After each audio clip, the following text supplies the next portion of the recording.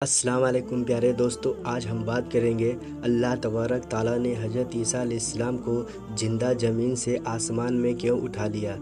پیارے دوستو، قرآن میں اللہ تعالیٰ نے حضرت عیسیٰ علیہ السلام کے ناموں کا ذکر مختلف اعتبار سے 51 مرتبہ کیا ہے۔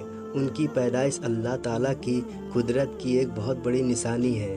ایک دن حضرت مریم کسی ضرورت کی وجہ سے بیت المقدس کی مشرقی جانب گئی ہوئی تھیں کہ اچانک ایک فرشتے نے یہ خوشخبری دی کہ اللہ تعالیٰ ان کو ایک بیٹا عطا فرمائے گا جس کا نام عیسیٰ بن مریم ہوگا۔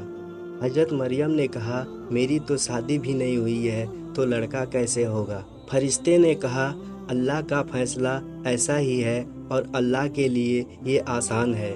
پھر ایسا ہوا کہ حضرت عیسیٰ علیہ السلام بغیر باپ کے پیدا ہوئے۔ جب لوگوں نے دیکھا تو بہت تعجب کیا اور کہا، اے مریم، تم نے یہ کتنا بڑا گناہ کیا ہے۔ حضرت مریم نے کوئی جواب نہیں دیا بلکہ بچے کی طرف اشارہ کر دیا اور بچہ بول پڑا، میں اللہ کا بندہ ہوں، اس نے مجھے کتاب دی ہے اور نبی بنایا ہے۔ میں جہاں کہیں بھی رہوں خدا نے مجھے بابرکت بنایا ہے اور آخری دم تک اللہ نے مجھے نماز پڑھنے اور زکوٰۃ ادا کرنے کا حکم دیا ہے اور اپنی ماں کا فرما بردار بنایا ہے۔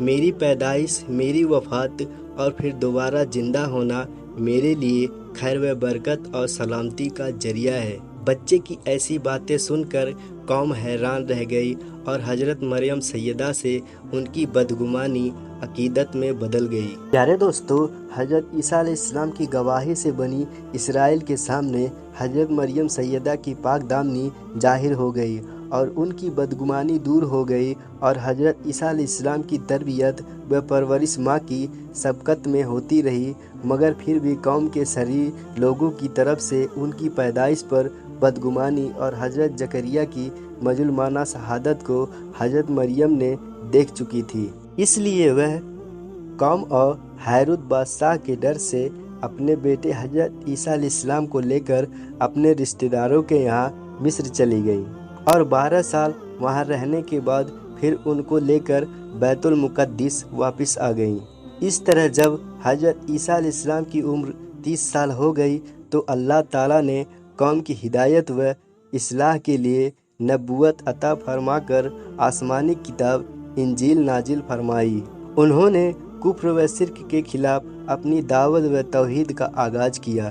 حضرت عیسیٰ علیہ السلام کی شکل و صورت کے بارے میں حضور پاک نے فرمایا، معراج کے موقع پر میری ملاقات دوسرے آسمان پر حضرت عیسیٰ سے ہوئی تو میں نے ان کو درمیان قد، سرخ رنگ، صاف صفاد بدن اور کاندھے تک لٹکی ہوئی زلفوں کی حالت میں دیکھا۔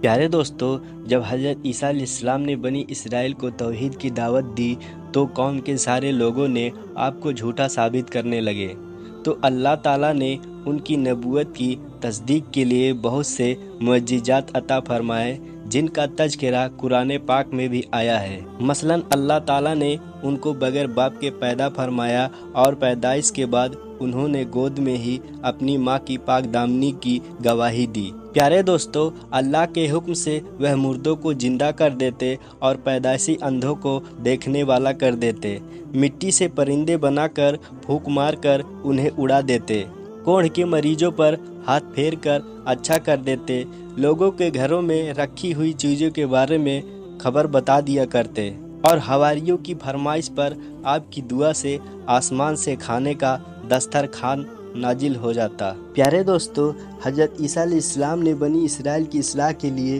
شہر شہر اور گاؤں گاؤں چل کر اللہ کے دین کو پھیلانے کی جد و جہد شروع کی۔ آپ کی اس دعوت سے محبت و عقیدت میں دن بدن اضافہ ہونے لگا۔ یہودی قوم اس دعوت و شہرت کو اپنے لیے بڑا خطرہ سمجھنے لگی، اس لیے انہوں نے بادشاہ وقت کو اپنا ہم خیال بنانے کے لیے حضرت عیسیٰ علیہ السلام پر الزام لگایا کہ یہ شخص تورات کو بدل کر لوگوں کو بد دین بنانا چاہتا ہے۔